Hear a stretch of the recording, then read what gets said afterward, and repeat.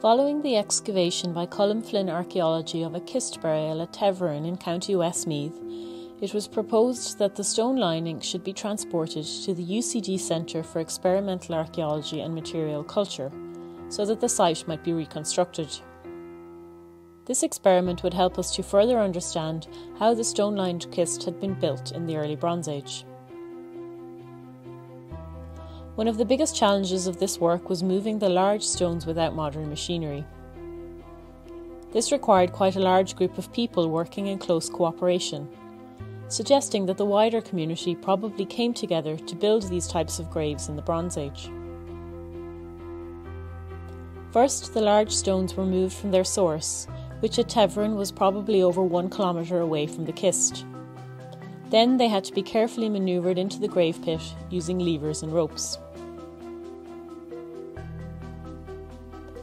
To construct a stone-lined grave such as this, it also took time to arrange the placement of the stones in order to create a proper box-like structure. Small packing stones were important in order to keep in place the upright stones that lined the grave. Many such packing stones were found around the kist during excavation, and it is suggested that they were sourced from nearby esker deposits. During the reconstruction experiment, it was also important to continuously cross-check the work against the original excavation archive, to make sure that it was an accurate reflection of what had originally been found at Tevrin.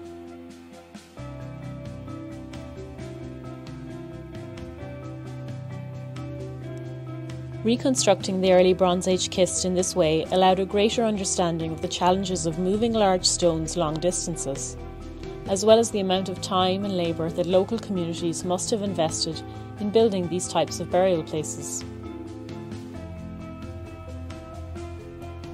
In consultation with the National Museum of Ireland, the UCD Centre for Experimental Archaeology and Material Culture also created a 3D photogrammetric model of the pottery vessel that was found in the Tevrin kist.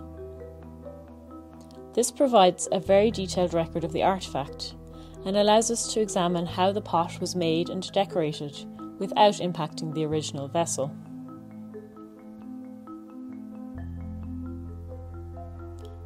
Based on the 3D model and photographs, Dr. Brendan O'Neill created a replica vessel using authentic materials and traditional techniques. The decoration alone took 4 hours to complete. When finished, the pot was fired with other vessels in a wood-fuelled fire pit, a process that would have been common during the Bronze Age.